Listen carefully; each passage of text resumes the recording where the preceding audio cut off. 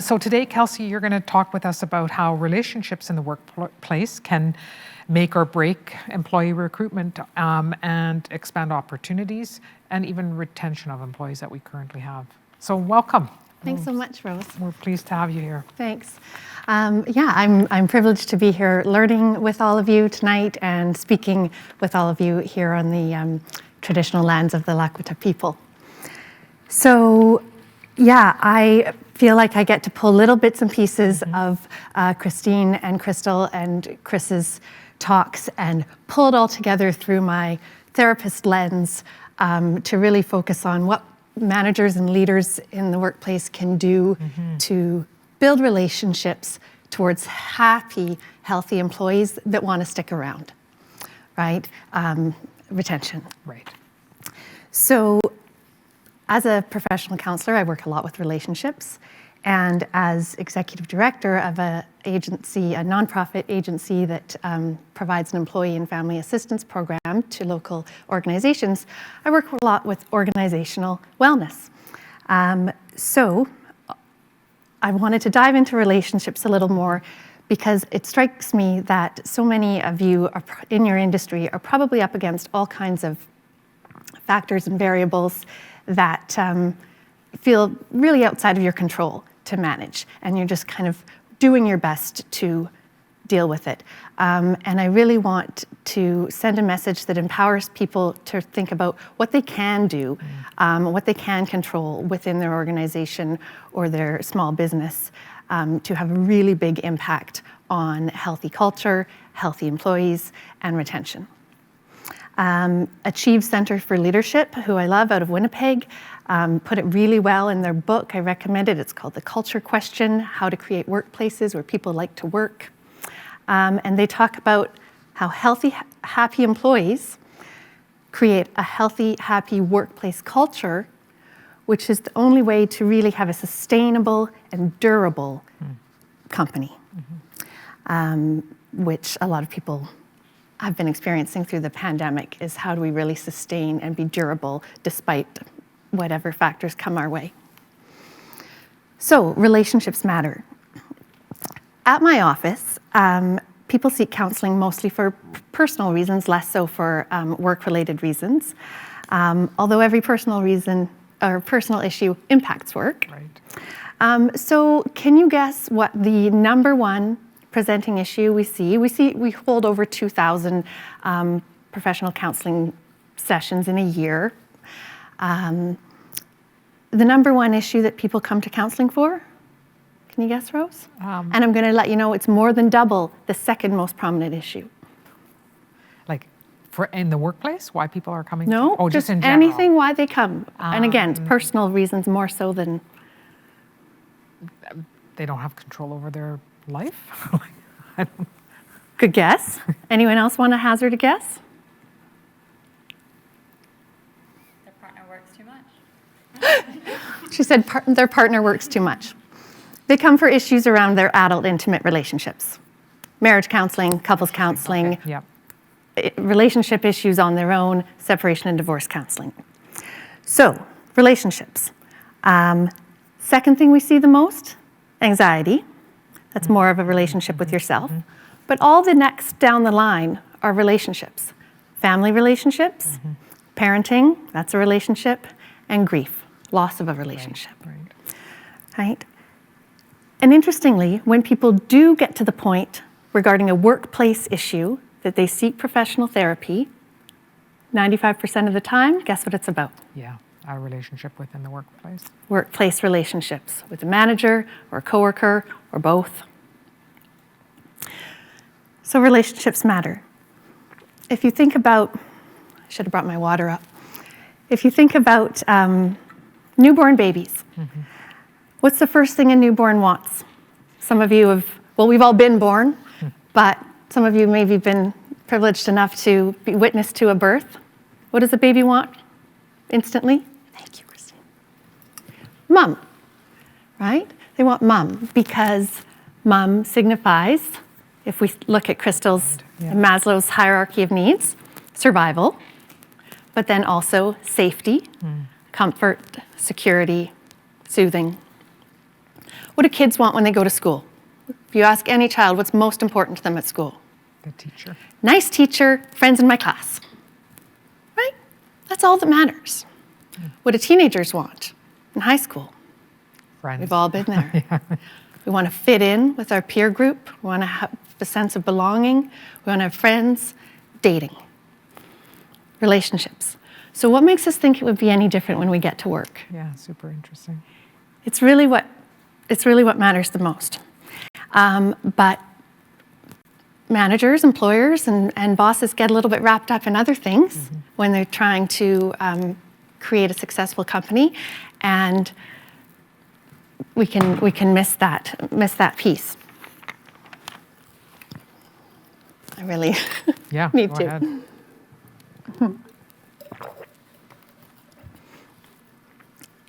So what do people want in a relationship? What do employees want? They want to feel cared for, right? Crystal and Chris have touched on this. They want to feel like they matter, like they're valued, like they're appreciated for who they are and what they bring to the workplace. Trusted and respected.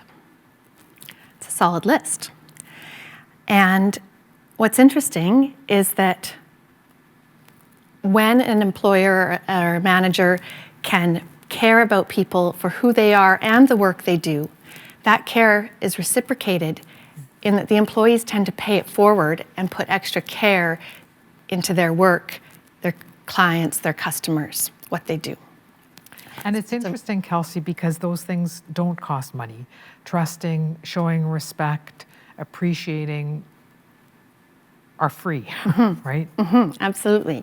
And what a win-win, Right. right? So now the employee feels great, they do better work, and that works out well for the company. Many of you may have heard the Richard Branson quote. He's famous for this, and I see the meme all the time. If you take care of your employees, they will take care of your company, right? Which is essentially what I'm talking about today, with that twist of they will take care of your company and they will stick around so that you're not constantly faced with a lot of retention issues. So, how? What does that look like? How do we do that? This might have been a bold move, but I decided to pull a classic marriage counselor move right now and talk about the 5 love languages, right? And you can all moan, say, oh, here we go. My husband made me read the book. But trust me and bear with me in that the framework applies really well if we switch the word love for care and appreciation, okay? It still applies.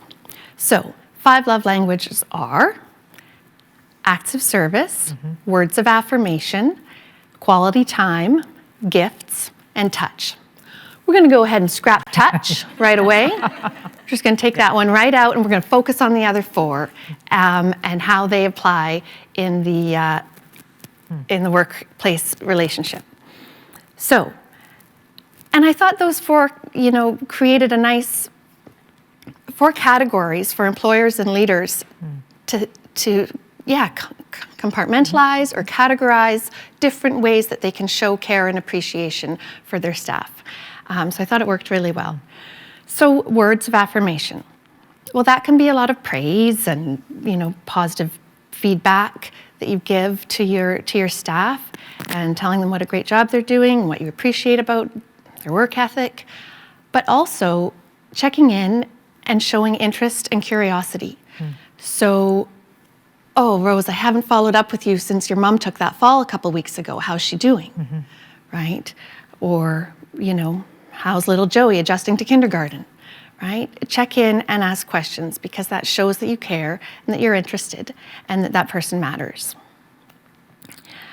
Quality time, again, make yourself not too busy to be able to sit down and check in, to have a conversation, to not just sit down once a year for that performance review or once a year at that Christmas party, but more regularly, because that builds connection and it checks the boxes off the list I mentioned earlier.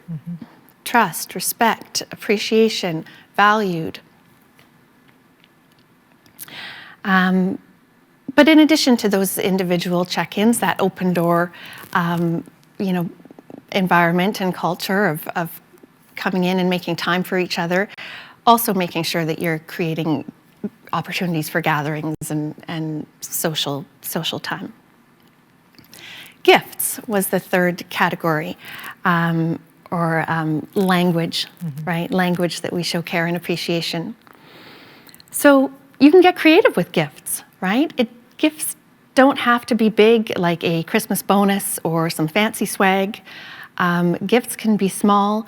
They can just show thoughtfulness, and people really appreciate small, thoughtful gifts, right?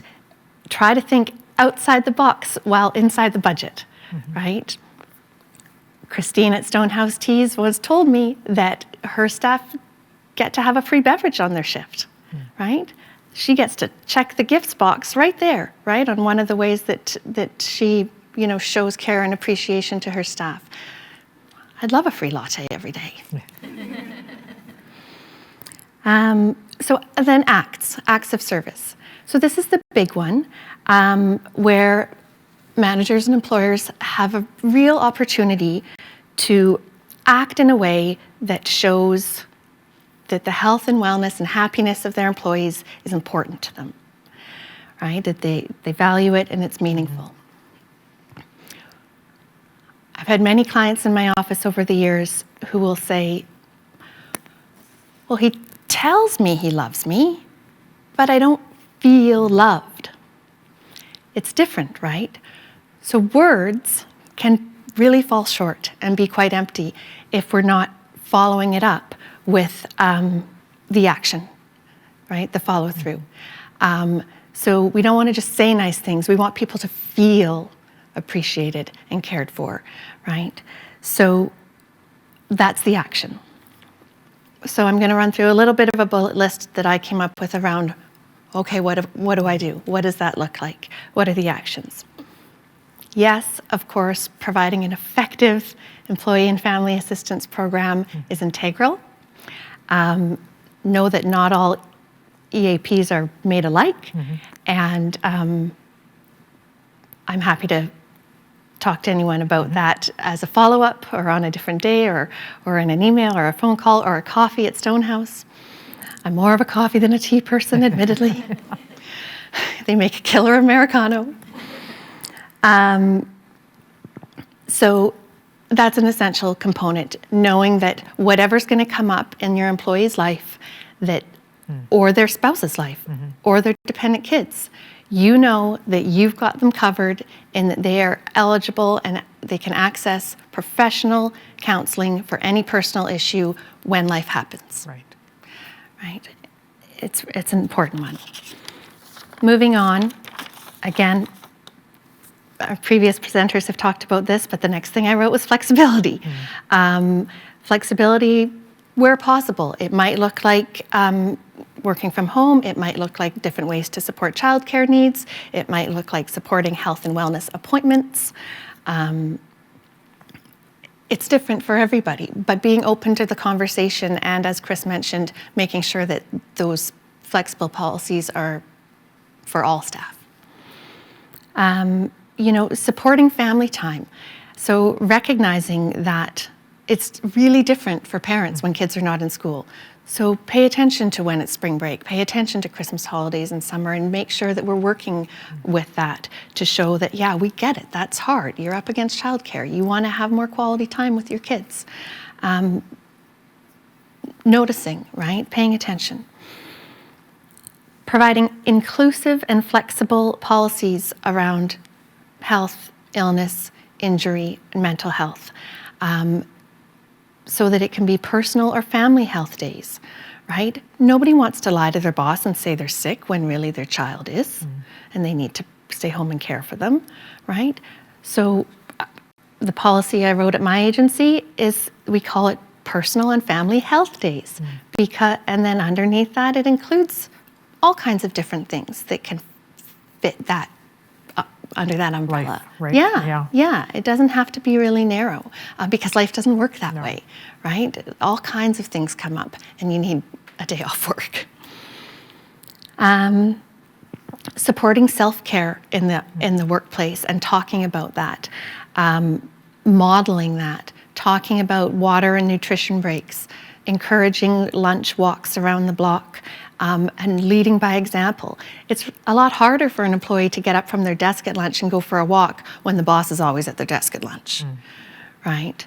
But if the boss can lead by example and model the types of behaviors that they want their employees to engage in towards health and wellness, employees are going to take suit. Bring in wellness presentations, not just Pro-D on the business and industry at hand, but bring in professional development around wellness, around mindful meditation practices, around stress and coping. Find out what topics your staff would most appreciate, and bring that in, and have that effective EFAP that does that as part of your EFAP package. And this one I think is really huge, and this is definitely one that comes up in my office when people are in a really deep amount of struggle with their workplace relationships. I think it's so important in an effort to, again, we're still in that category of actions to show care and appreciation, respond to feedback, okay? Show that their words matter. If someone is going to come to you and let you know about something that's a problem for them, something that's not working, we need to be responsive and receptive. We need to prioritize and value a culture that is both receptive to feedback on the employee level and the management level, because that, fosters growth mindset, right? That shows that as a company, we want that feedback. We want to work with that. We want to grow and change and develop into an organization that is going to be the best it can. I honestly think that when I have clients talking about bullying and harassment in the workplace and how awful that is, I think they would all almost agree that the one thing that's worse than that is the manager that doesn't do anything about it. Right? We have to be receptive to that feedback and act on it to show care and respect and appreciation. Respond to critical incidents, respond to upsetting events at work with adequate supportive strategies. Don't minimize, don't sweep under the rug, act like nothing happened and we'll all just carry on, okay? That creates a fracture in your relationship, right? That breaks the trust bond of, I thought you were here to take care of me and I thought you had my back. And that will hurt the relationship. So make sure you're seeking professional support when there's been an upsetting event, and doing everything you can it's better to go overboard with that than to not do enough. So not too much to ask. Yeah. Just a couple things. So in closing, my message, for today is that putting time and energy and shifting our perspective as managers and leaders towards putting time and energy into meaningful relationships that promote wellness and happy, healthy employees will provide your employees with a sense of belonging, camaraderie, improved collaboration, and an overall enjoyable and satisfying workplace. All that will then support your company's culture, productivity, profit, which provides prevention and protection against the Great Resignation, right?